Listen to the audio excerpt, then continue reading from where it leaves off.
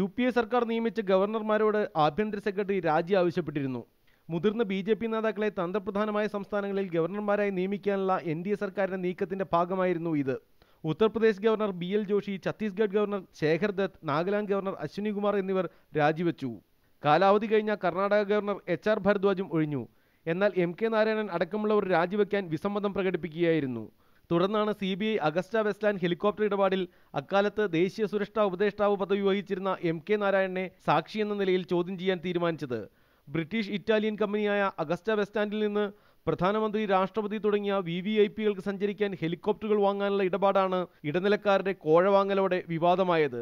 ഗോവ ഗവർണറും ദേശീയ സുരക്ഷാ സേനയായ NSGയുടെ മുൻ മേധാവിയുമായ ഭരത്വീർ വാഞ്ചുവിനെയും ഈ ഇടപാടിൽ ചോദ്യം ചെയ്യുമെന്നും CBI അറിയിച്ചു.